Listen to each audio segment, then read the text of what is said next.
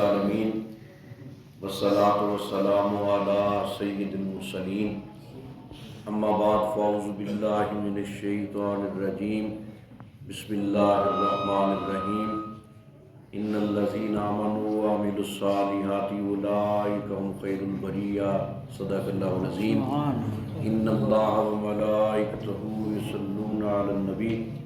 یا ایھا الذین آمنوا صلوا علیہ وسلموا تسلیما الصلاۃ والسلام علیک یا سیدی یا رسول اللہ وعلی آلک وصحبہ یا خاتم النبیین۔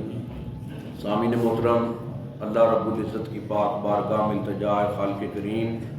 جمعۃ المبارک کی ہم سب کی حاضری اپنی پاک بارگاہ میں قبول فرمائے۔ حضرات محترم،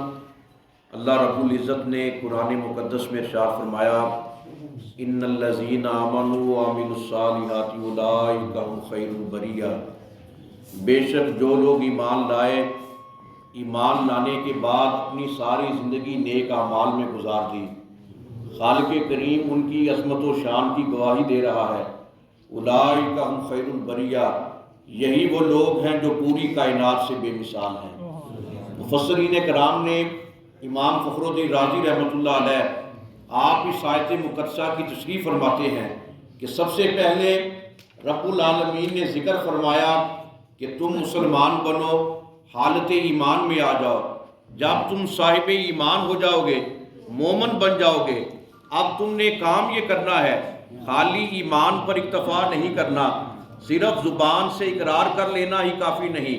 تمہارا اگلا مرحلہ یہ ہے کہ تم نے ایمان کے تقاضوں کو دیکھنا ہے، ایمان کی راحت کو دیکھنا ہے، ایمان کی حرکت برکت اور رحمت کو دیکھنا ہے، ایمان کی لذت و حلاوت اور چاشنی کو محسوس کرنا ہے۔ جب اپنے بدن میں، اپنی روح میں،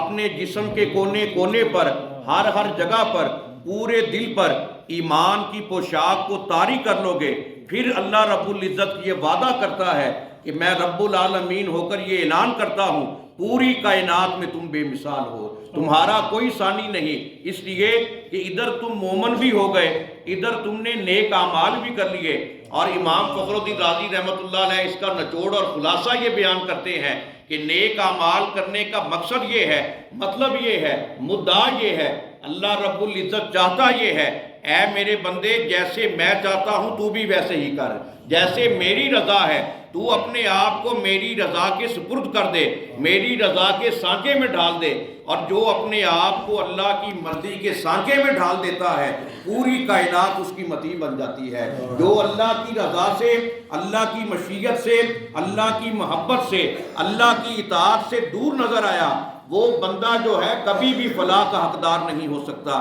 کامیاب وہ ہے ادھر دعویٰ ایمان کا بھی ہو، ادھر اللہ کے احکامات کی بھی پیروی ہو، پھر بندے کو مقام وہ ملتا ہے کہ بندے کا اٹھنا بے مثال، بیٹھنا بے مثال، کھانا بے مثال، پینا بے مثال، سونا اور جاگنا بے مثال۔ ظاہری طور پر ہمیں وہ بندہ خاکی نظر آتا ہے، حقیقی معنوں میں وہ چلتا پھرتا مومن ہوتا ہے۔ ایمان کی کائنات اس کے دل پر، اس کے چہرے پر، اس کی قلوب و اذہان پر، اس کی فکر و نظر پر ایسی رت بس جاتی ہے کہ جو بندہ بھی اس کا چہرہ دیکھتا ہے اسے محبت اور معرفت کی کائنات نظر آتی ہے۔ اور ایسا کیوں نہ ہو، یہ صدقہ ہے محمد عربی کی نسبت کا، یہ صدقہ ہے میرے آقا کی اسوہ کریمانہ کا، یہ صدقہ ہے سیرت مصطفیٰ کا۔ اب ہم یہ سمجھ لیتے ہیں کہ مسلمانوں کے گھر میں پیدا ہو گئے، ہم نے کلمہ پڑھ لیا، ہم نے اذانوں کو سن لیا، ہم نماز پڑھتے ہیں نہیں پڑھتے، اس میں کوتاہی کرتے ہیں،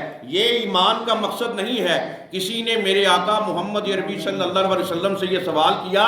آقا میں دور دراز کا سفر طے کر کے آیا ہوں، پوچھنے یہ آیا ہوں کہ ایمان کیا ہے؟ میرے آقا مصطفیٰ کریم صلی اللہ علیہ وسلم آپ خاموش ہیں۔ دوسری مرتبہ سوال کیا، جب تیسری مرتبہ سوال کیا میرے آقا نے یہ فرمایا قل آمنت باللہ ثم استقم، تو کہہ میں ایمان لایا اللہ پر، پھر اسی پر تم جو ہے صرف زبان سے اقرار کر لینا کافی نہیں، ثم استقم، ایمان کا اگلا درجہ یہ ہے کہ استقامت پذیر ہو جا۔ جو بندہ اس پر ڈٹ جاتا ہے، قائم رہتا ہے، پھر وہ خلوت میں ہو خدا کا جلوہ، جلوت میں ہو خدا کا جلوہ، تنہائی میں ہو خدا کا جلوہ، محفل آرائی میں ہو خدا کا جلوہ، گھر سے نکلتے وقت بھی خدا کا جمال، مسجد میں آتے وقت بھی خدا کا جمال۔ گویا جب بھی وہ اللہ کی بارگاہ میں رجوع کرتا ہے اللہ اس کے لیے اپنی رحمت کے دروازے کھول دیتا ہے، کرم کے دروازے وا کر دیتا ہے۔ اور ہم یہ سمجھ لیتے ہیں کہ زبان سے کلمہ پڑھ دینا یہی سب سے بڑی بخشش کی دلیل ہے۔ میرے آقا کریم صلی اللہ علیہ وسلم نے یہ فرمایا، خوش نصیب ہے وہ بندہ ادھر اس نے کلمہ پڑھا، ادھر کلمے کی راحت کو بھی پا گیا، کلمے کی دولت کو بھی پا گیا۔ حضرت عبداللہ ابن عباس نے عرض کی، آقا وہ کلمے کی راحت، کلمے کی دولت کیا ہے؟ میرے آقا مصطفیٰ کریم صلی اللہ علیہ وسلم نے یہ فرمایا کہ پوری زندگی مرتے دم تک جیسے جیسے کلمے والا رب کہتا جاتا ہے ویسے اپنی زندگی کو گزارتا جا، اس کلمے کی محبت کا صلہ یہ ملے گا۔ جب تو دنیا سے جائے گا اس وقت بھی کلمہ تیرا ساتھ نہیں چھوڑے گا، اس وقت بھی تیرے لبوں پر کلمہ توحید جاری ہوگا۔ اور ہمارا حال یہ ہے، ہمارا عالم یہ ہے کہ ہم خالی زبان پر کلمے کی ڈنڈ لگاتے ہیں، اپنے آپ کو ظاہری نمود و نمائش کے طور پر مسلمان کہتے ہیں۔ علامہ اقبال نے اسی مقام کو بیان فرمایا، زبان سے کہہ بھی دیا لا الہ تو کیا حاصل، دل و نگاہ مسلمان نہیں تو کچھ بھی نہیں۔ نعرہ تکبیر، اللہ اکبر، نعرہ رسالت، یا رسول اللہ، نعرہ حیدری، یا علی، نعرہ غوثیہ، یا غوثیہ، سید چند پیر گیلانی زندہ باد، صاحبزادہ پیر سید ضیاء محی الدین گیلانی زندہ باد، صاحبزادہ پیر سید رضا محی الدین گیلانی زندہ باد، آستانہ عالیہ غوثیہ قادریہ مصطفیہ۔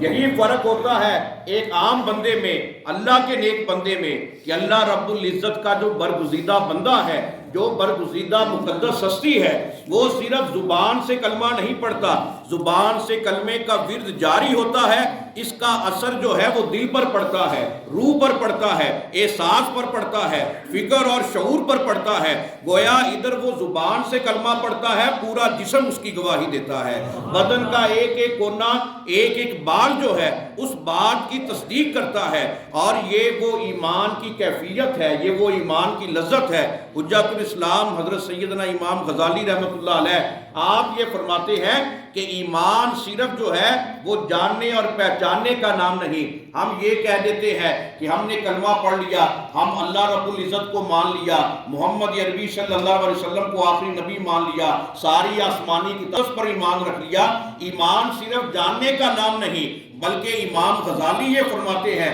اگر ایمان کی روح سے پوچھو ایمان تو ماننے کا نام ہے۔ ایمان یہ پیغام دیتا ہے کہ مجھے مانو، اس طرح سے مانو جس طرح سے صحابہ نے اپنے نبی، وہ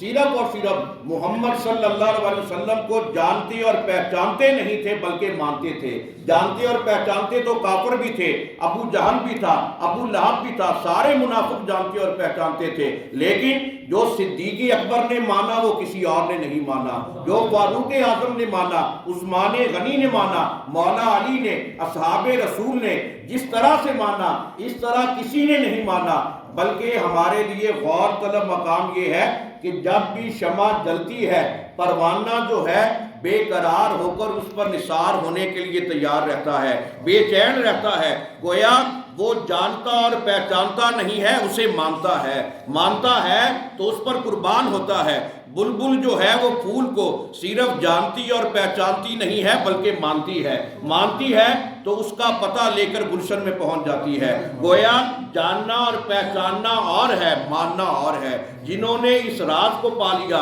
اور اللہ رب العزت نے قرآن مقدس میں یہ ارشاد فرمایا یعرفونہ کما یعرفون ابناءہم، یہ یہودی، یہ عیسائی، یہ غیر مسلم میرے نبی کو ایسے جانتے ہیں، ایسے پہچانتے ہیں جیسے اپنے بیٹوں کو جانتے ہیں، اس لیے مومن نہیں ہے۔ صحابہ نے اس آیت کو سن کر عرض کیا آقا مومن کیوں نہیں ہے؟ فوراً جبریل حاضر ہوئے، مومن اس لیے نہیں ہے کہ یہ صرف جانتے ہیں، مانتے نہیں ہیں۔ گویا جاننا اور پہچاننا اور ہے، ماننا اور ہے۔ جب بندہ اپنے دل کی کائنات کو واہ کر دے، جب بندہ محبت کا کشکول گدائی اپنے نبی کے وسیلہ سے رب العالمین کے دربار میں پھیلا دے، پھر ایمان کا وہ سراغ ملتا ہے، ایمان کا وہ نور ملتا ہے، ایمان کی وہ لذت اور حلاوت ملتی ہے، اور یہی وہ فلسفہ ہے، یہی وہ ارتقاء کا راز ہے جسے محبوب سبحانی حضور سیدنا عبد القادر جیلانی الحسنی والحسینی حضور غوث اعظم آپ نے ہمارے لیے ایک درس محبت دیا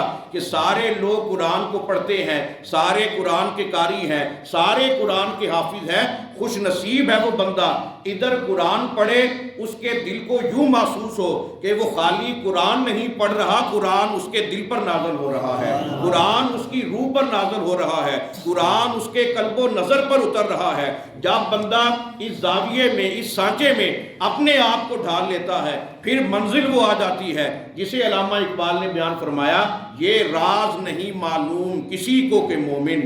قاری نظر آتا ہے، حقیقت میں ہے قرآن۔ کہ تم اس بندے کو قاری سمجھتے ہو جب یہ قرآن مقدس کی عملی تعلیمات پر عمل کا پیکر عظیم بن جاتا ہے، یہ قاری نہیں ہے، یہ چلتا پھرتا قرآن ہے، اور یہ وہ منصب ہے، یہ وہ حقیقت کا راز ہے جس پر بندہ مومن جو ہے خوش نصیبی کے ساتھ سرشار ہوتا ہے۔ ہم خوش نصیب ہیں کہ اللہ رب العزت نے یہ شعبان المعظم کا طیب و طاہر نورانی مہینہ ہمیں عطا فرمایا جو بڑی تیزی کے ساتھ گزرا۔ اب رمضان المبارک کی آمد ہے تو رمضان المبارک اپنے ذہن میں، اپنے خانہ دل میں، اپنے گلشن چمن میں اللہ اور اس کے رسول کی محبتوں کے چراغ روشن کرنے کا موسم ہے۔ رمضان المبارک کا استقبال کرنا، رمضان المبارک کو اللہ رب العزت کی منشا اور مشیت کے مطابق بھرپور طریقے کے ساتھ گزارنے کی کوشش کرنا، یہ ہر بندہ مومن کا فریضہ ہے۔ جو بندہ مومن رمضان المبارک کے آنے کی خوشی کرتا ہے، میرے آقا نے یہ فرمایا کل قیامت کا دن ہوگا، اس کے لیے یہ بشارت ہوگی، اے میرے بندے تو نے اللہ کے مہینے کی خوشی منائی، رمضان المبارک کا استقبال کیا، اب جس دروازے سے تیرا جی کرتا ہے جنت میں چلے جا، جنت میں داخل ہو جا۔ تو یہ مبارک ایام جو ہیں ہمیں اپنے ایمان کی بقا کا، ایمان کی ضیاء کا، ایمان کو جلا بخشنے کا درس عظیم دیتے ہیں کہ ہم ایمان کی کیفیت کو اپنی روح میں، اپنے قلب و نظر میں، اپنی شخصیت میں، اپنے کردار میں اترتا ہوا محسوس کریں، اور یہ اس صورت میں ہوگا کہ جب ہم رمضان المبارک کے نور سے اپنی پوری زندگی کو وقف کریں گے۔ صرف یہ نہیں کہ رمضان المبارک کے چند دن یا پورا مہینہ، پھر رمضان المبارک کے بعد اللہ کی یاد سے غافل، بلکہ مومن کی خلوت اور جلوت ایک ہوتی ہے، جیسے وہ خلوت میں ہوتا ہے ویسے ہی جلوت میں ہوتا ہے، پھر اللہ رب العزت ایمان کی حقیقی روح جو ہے اس بندہ مومن کو عطا کرتا ہے۔ اس لیے یہ مبارک ایام جو ہیں اپنے ایمان کی حفاظت کے، ایمان کی حرارت کو مزید تیز تر کرنے کے ہیں۔ جتنا ہو سکے رمضان المبارک کا بھرپور طریقے سے استقبال بھی کرنا چاہیے، اور اللہ رب العزت کا شکر ادا کرنا چاہیے کہ خالق کریم نے ہمیں یہ مبارکباد عظمت والی گھڑیاں عطا فرمائی ہیں۔ تو اللہ رب العزت نے ہم گناہ گاروں پر یہ کرم فرمایا کہ حضور قبلہ عالم مرشد کامل پیر سید محمد مصطفیٰ شاہ گیلانی قادری المعروف حضرت پیران پیر پوترا رحمۃ اللہ علیہ آپ کی نسبت اور غلامی عطا فرمائی۔ یہ سب سے بڑا شرف ہے کہ ہمارے مرشد کامل نے اپنی پوری مقدس زندگی اللہ اور اس کے رسول کی محبت کا جو نور ہے پوری کائنات میں عام کیا، اور ایمان کا جو حقیقی مشن ہے، جو ایمان کی روح ہے، وہ مخلوق خدا کے دلوں میں ایسے پیدا کی کہ ہر گھر میں اللہ کے ذکر کا نور روشن فرمایا۔ تو یہ مرشد کامل کا فیض ہے، ہمارا بھی حق بنتا ہے کہ ہم اپنے مرشد کامل کے وسیلہ سے اپنے ایمان کی حفاظت کریں، اور ایمان کے جتنے بھی تقاضے ہیں ان کے مطابق اپنے کردار کو، اپنی زندگی کو، اپنے پورے کے پورے بدن کے سانچے کو اللہ رب العزت کے حوالے کریں۔ اللہ رب العزت کی پاک بارگاہ میں التجا ہے خالق کریم ہم سب کا خاتمہ ایمان پر فرمائے، ہم سب کو حضور غوث پاک کے گھرانے کی پکی سچی غلامی عطا فرمائے، اور مرشد کامل پیر محمد مصطفیٰ گیلانی کا صدقہ اللہ رب العزت ہم سب کے تمام صغیرہ کبیرہ گناہ معاف فرمائے۔ وما علینا الا البلاغ المبین۔